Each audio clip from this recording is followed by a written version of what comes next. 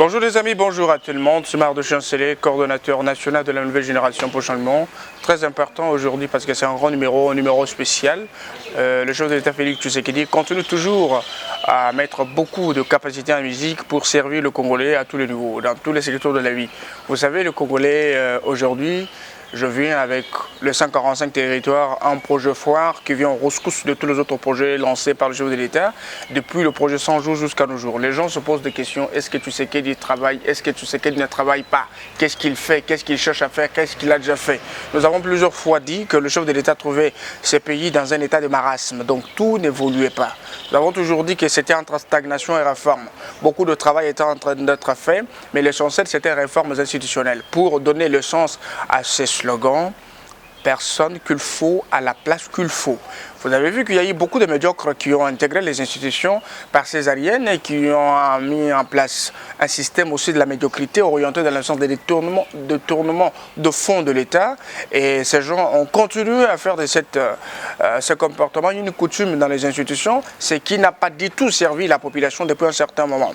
Mais vous savez, aujourd'hui, je parle du passé, il y avait aussi le mécanisme de marginaliser les femmes, sous-estimer les femmes, les capacités de femmes. Mais je sais même, dans le temps, il y avait ce comportement d'essayer de tout faire quelques efforts de femmes. Il y a eu des femmes qui sont sorties, nous avons le Joujou en Bombo, nous avons beaucoup de femmes qui ont marqué. Mais dans cette période, le chef de l'État Félix Tshisekedi a aussi choisi comment est-ce qu'il peut mettre l'accent sur les qualités de la femme. Plusieurs femmes ont été sous-estimées, stigmatisées, mises de côté, victimes d'injustice. Mais aujourd'hui, cette femme se démarque.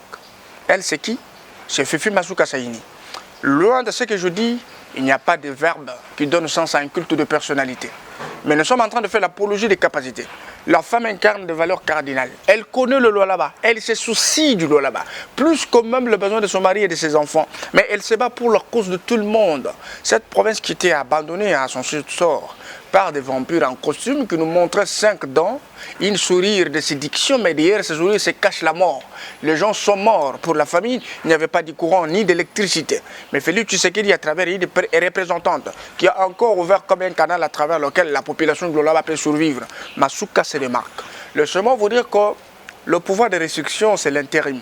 Lorsqu'on l'exerce, on est limité. Il y a ce qu'on peut faire et ce qu'on ne peut pas faire. Moi, je n'ai jamais vu depuis l'histoire du Congo une femme sortir de ses réserves et mis en musique toutes ses capacités avec la dernière énergie pour satisfaire son peuple. Même si les gens peuvent critiquer. Mais laissez-moi vous dire que Masuka se sert des critiques parce que les critiques, ce sont des sanctions. Ça la permet aussi d'améliorer les zones sombres. Parce que quand un chef dirige, elle ne dirige pas avec les 4 yeux. Les 2 autres yeux, ce sont les biens, les bonnes personnes, ceux qui sont animés de bonne foi. De voir que de l'autre côté, ça ne va pas. De l'autre côté, ça ne va pas pour que cette bonne volonté parvienne à tout le monde. Masuka se démarque à travers beaucoup de secteurs de la vie. Aujourd'hui, je vous amène d'abord un petit rapport comprimé sur les infrastructures dans la province du Lualaba. Cette province qui a souffert, nous avons consommé de Photoshop ici à Kinshasa et partout. On a dit que Lualaba, c'était une province pilote. Mais à l'époque, cette province habitait des zombies. N'est-ce pas, le tribalisme, l'ethnisme et toutes les autres antivaleurs régnaient. Mais la province ne pouvait pas requinquer. Mais aujourd'hui, la femme est sortie de ses réserves. Plus de 34 avenues asphaltées et financées sous fonds propres de la province. À l'époque, les avenues étaient sous-facturées, mais aujourd'hui, les œuvres ou les ouvrages sont en train d'être financés à un coût qu'il faut. L'objectif, c'est de doter la province des infrastructures dignes de ses richesses. La deuxième des choses, il faut voir aussi quel type d'infrastructure. La province du Lualaba, c'est aussi la province qui s'aligne sur la liste de provinces qui ont des infrastructures de base. À travers cet élan de développement décrété par Masuka, vous avez le grand ouvrage Ngongandu Tchata qui est en train d'être fini. Et pour la première fois dans cette période publique, vous avez une usine de bitume inaugurée sous une femme pendant l'intérim. Vous avez laissé des dettes, mais que nous avons payé 109 millions de dollars payés par son excellence Mme Fifi Masuka dans 9 mois.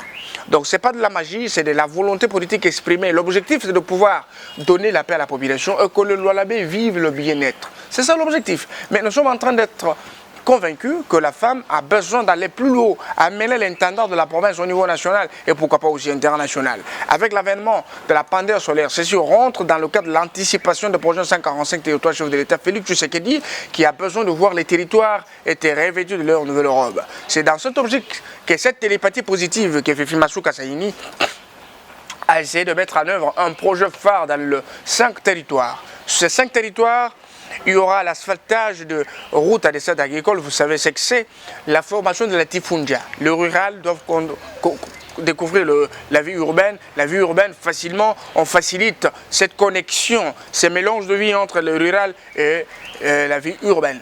Mais aujourd'hui, il y a eu des avancées avec la reine Intranet. Vous en entendez voir les réagissements de cette route, ce qui est un grand avantage pour cette partie de la République. Regardez ici la construction des édifices au Golfe et le partage équitable de la redevance minière. Plusieurs fois, vous connaissez que la province a servi pendant 6 ans à dépose des individus qui sont devenus de millionnaires avec beaucoup d'argent, et cet argent sont en train d'être utilisé pour corrompre les conséquences des uns et des autres. L'objectif est de désorienter la population de la vérité qui est en train d'être concrétisée par la dame de fer Masouka Seyni. Le chef de l'État ne souffre de rien parce que dans cette partie de la République, il y a beaucoup de ceux qui sont debout parce que vous savez, de manière générale, la République démocratique du Congo était par terre. Donc, elle ressemblait à une personne à l'agonie. Mais le chef d'État sort de sa réserve et il a besoin de manadiers, de beaux manadiers. Et Masouka fait partie des beaux manadiers que Félix Tshisekedi a pour le moment pour voir dans quelle mesure sa vision ne pourra jamais souffrir de quelque chose. Regardez l'état dans lequel le Lualaba va se retrouver et l'état où le Lualaba se retrouve pour le moment. Vous savez qu'il y a une grande différence. Et pendant une année, quand il y a des avancées comme ça, il faut vous attendre à des ondes de changement radical et définitif qui caractérise un changement épanoui de la province du Lualaba. Vous êtes en train de voir les avancées aussi dans le secteur de finances parce que la province du Lualaba, c'est l'unique province aujourd'hui qui travaille en collaboration avec l'inspection générale des finances, Jules Alinghetti, qui travaille avec une femme qui n'a pas peur de mouvement de finances. Elle se fait accompagner et elle a besoin aussi que tous les secteurs des finances, les personnels soient efficients et qu'ils soient renforcés en capacité à tout moment pour que ceci serve la province, avoir des cadres qui peuvent même après son absence répondre à quelques besoins très favorables de la province. Le chef de l'État a aussi l'objectif de mettre l'accent sur un leadership féminin robuste. Il faut voir que le programme d'action de la province est revu à la hausse. Je parle du budget rectificatif présenté par son excellence Masouka Seyni. Ce budget a apporté beaucoup d'innovations. Je parle avec le comportement de la coopérative comme Bakat, qui a fait un exemple qui doit être suivi par toutes les coopératives de la République, en particulier de la province du Lualaba, par le fait que dans moins de 6 mois, nous avons enregistré plus de 11 millions de dollars dans les caisses de la province pour le paiement des taxes comme intersites et transferts. Mais ces taxes ont permis à ce qu'il y ait un changement de mode de vie des agents et membres du gouvernement. Vous avez vu, Masouka luttait contre l'injustice qui régnait entre membres du gouvernement, agents, conseillers, services d'appoint, ceux qui touchaient beaucoup, les autres qui touchaient moins par rapport à leur appartenance à des tribus, à des ethnies. Mais cette histoire a été revue, tout le monde sont traités au même pied d'égalité, et il y a aujourd'hui les membres qui touchent beaucoup d'argent, ce sont les membres, les agents du province du Lualaba. Je vais vous dire que l'objectif de ça, c'est la répercussion positive que ceci amène, n'est-ce pas, dans la vie sociale de notre peuple. Aujourd'hui, plus de 5000 hectares sont en train d'être exploités pour mettre à la disposition de Lualaba le produit de première nécessité. Et puis ça se fait silencieusement parce qu'on n'a pas besoin de faire l'apologie des fictions. Ce sont des réalités. Regardez ce qui se passe au Lualaba. Plus de 5000 hectares, différents de 3500 hectares qui représentaient une escroquerie à la tête de la province du Lualaba. Parce que la province avait débloqué 26 millions de dollars et le Lualaba a récolté que 110 000 dollars. Vous savez que c'est tout le rapport du ministre provincial de l'économie, je veux parler de l'agriculture, qui a présenté ce rapport au sein du Conseil des ministres sans se gêner. Mais pour corriger à ceci, Mme Masouka arrive un projet agricole. Parce que le Lualaba, ce n'est pas seulement le minerai. Il faut voir qu'il y a beaucoup de secteurs qui sont restés vierges pendant plusieurs années, mais qui sont en train d'être ressuscités par Masouka Seyni. Et autre chose que je voudrais ajouter, c'est le caractère humaniste de Masouka, qui copie directement l'humanisme du numéro 1 de la République, Félix Antoine Tshisekedi, parce que c'est le côté que les gens ne veulent pas comprendre. Qui ne veut pas voir les gens en train d'être marginalisés? La population se promenant avec les yeux inondés de larmes, de tristesse. Masouka se voit en train de voir dans quelle mesure on peut mettre toutes les batteries en marche pour que tout le projet lancé dans les différents secteurs puisse être concrétisé. Vous savez qu'il nous reste une année de concrétisation de la vision et l'année qui va suivre, c'est l'année électorale. Madame Masouka Seyni était ici à Kinshasa dans l'objectif de plaider pour l'ouverture des centres de négoce. L'arbre de négoce qui est, n'est-ce pas, un grand ouvrage aussi qui va servir à l'artisanat minier, l'organisation, le fonctionnement, la traçabilité et aussi favoriser ce secteur qui est aujourd'hui un secteur phare parce que grâce à l'artisanat minier que beaucoup de choses ont changé. Nous sommes quittés de 4,9% en 51%. À la tête de la province pendant l'intérim, Masouka se démarque. Regardez cet ouvrage qui a été n'est-ce pas, lancé à l'époque du gouverneur Mouyej, je pense, la plus grande portion de ce travail ont été préfinancés par Congo Investissement, qui reste insatisfait jusqu'à aujourd'hui. Mais l'autorité provinciale, Mme Masuka, s'est mise dans l'obligation de pouvoir régulariser avec tous ses partenaires et voir maintenant dans quelle mesure cet ouvrage peut être inauguré avant de passer à autre chose. Bientôt, ce serait l'inauguration de l'Assemblée provinciale, parce que vous savez, plusieurs ouvrages qui ont été lancés par l'ex-gouverneur du Lualaba, Richard Mouyej, c'était en 2015. L'un a été inauguré en 2018, mais les autres ouvrages qui ont été inaugurés, je parle de la BCC, BCDC, et le pavillon présidentiel, c'est Masuka Saïni. Cet ouvrage a été inauguré par le président public Félix Tshisekedi lors de son passage dans la province de Masuka Saïni. Aujourd'hui, les avancées sont en train de partir.